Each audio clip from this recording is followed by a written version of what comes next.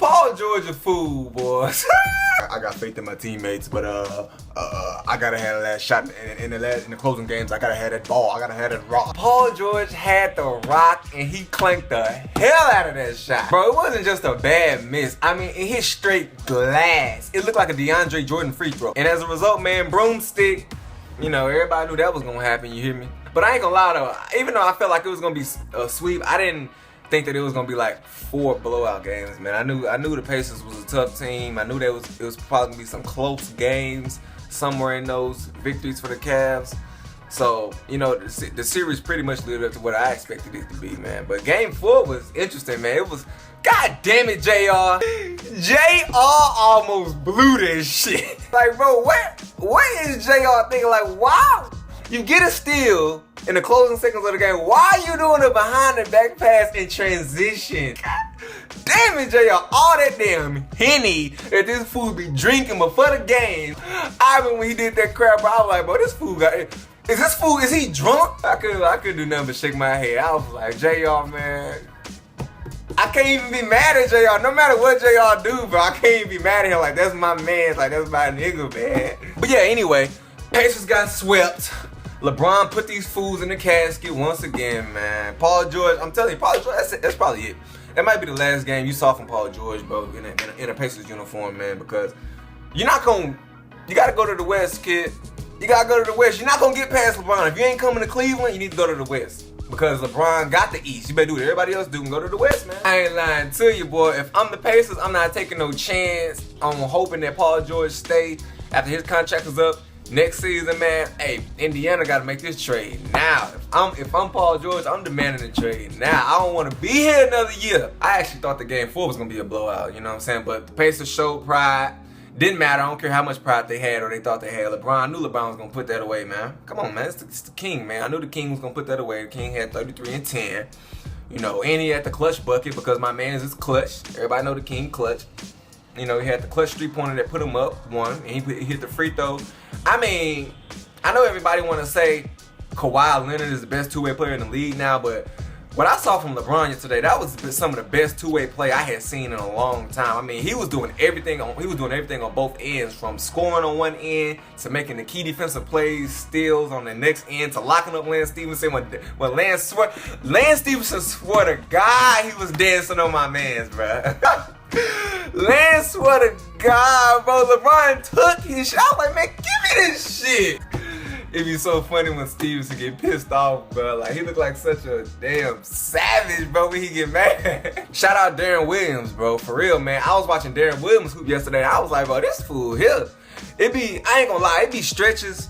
Well, the last few games, it's been stretches where he looked better than Kyrie. Mind you, I know he's not better than Kyrie, but there's stretches where he's just playing better than Kyrie. Like game 3 is a prime example. He played so much better than Kyrie in game 3.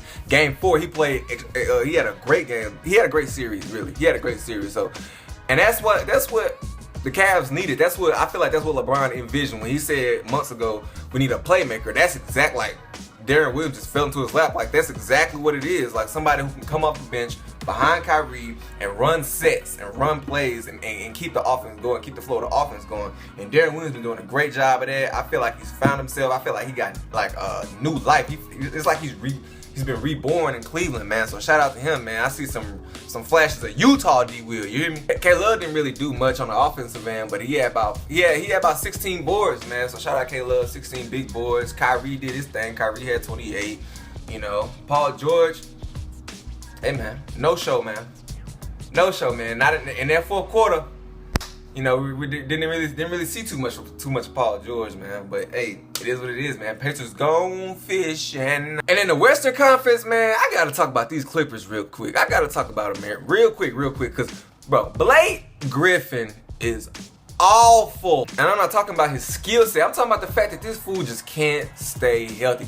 Every year in the playoffs, man, it's like Chris Paul just can't catch a break, bro. He really can't catch a break. If it ain't one thing, it's another. If it ain't Chris Paul being hurt with something, it's Blake Griffin being hurt. And I said it a long time ago.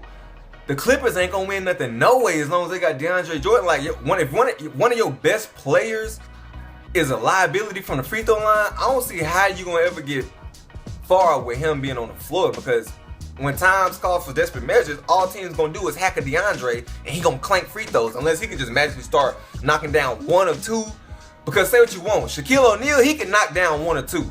Shaquille O'Neal could make them when they counted. Back to Blake Griffin, man, like, bruh, like, I remember this toe injury, man, this most recent injury he done had, man, I'm like, bruh, the Clippers need to be done with this fool, bro. He's like not reliable. Every time the postseason come around, he's not there.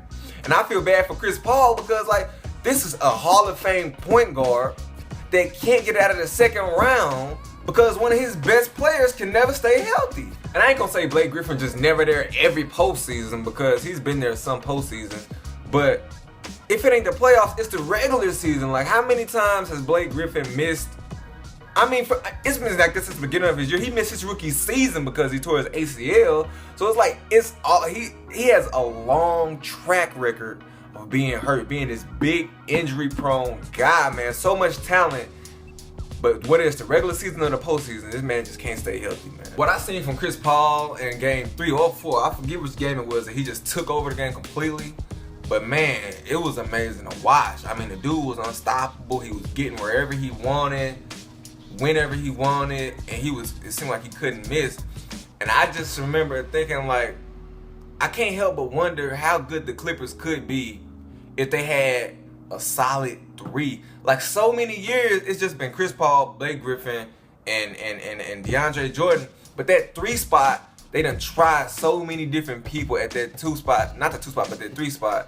And it's just, man, like, I feel like that's the missing link in them going to the next level. A solid wing that can score that thing. Because Luke is a solid player, man, but he's not a threat on the offensive end. He's a solid defender, and I'm pretty sure that's what they got him out there for. But I feel like, man, if they could find some way to land Paul George this summer, bro. Trade Blake Griffin for Paul George. If I'm the Clippers, I'm trying to make that trade, bro. I feel like Paul George could contribute more to what the Clippers need, more so than Blake Griffin can, because I feel like Blake Griffin, at the end of the day, it's about one of the best assets you can have, one of the best abilities you can have is availability. And that's something that Blake Griffin just don't have, man. And I feel like if they make that trade for Paul George, you know what I'm saying? And plus, Paul George want to come back to LA anyway, so I feel like the trade just makes sense from a lot of different aspects. So if you're the Clippers, why not, man? Why not? Y'all need a 3. I feel like Blake Griffin, man, a 4. I mean, Blake Griffin's a solid player. I don't want to take nothing from him. I don't want to take nothing away from him, but it's just, me personally, I just can't deal with it, man. Yeah, they need to do something, man. Cause all these injuries is just awful, man. Trade Blake Griffin. In the free agency, find somebody to replace him. You know what I'm saying? You ain't got to get some star-studded power forward, but you got to get somebody solid. Preferably somebody that can shoot, because Clippers do not have enough people who can score, who can shoot, and create their own shot. Jamal Crawford and Chris Paul, and kind of Blake Griffin. But that's it. They land Paul George and pick up another solid 4. Boom. That's it right there. Because at the end of the day, Chris Paul is in his 30s, man. His window is closing. He's in the middle of his prime. It has to happen now, as in right now. But yeah, man, that series tied 2-2. And if I'm gonna make a prediction, bold prediction, I'm gonna say Clippers win in 7. That's my prediction. Clippers win in 7. I feel like Clippers will win game 5. It's gonna go game 6 to Utah, and then Clippers gonna win game 7. So we'll see, man. Guys, kings, and queens, y'all remember to love somebody, hug somebody, man. Y'all here today, y'all going today. I'm out.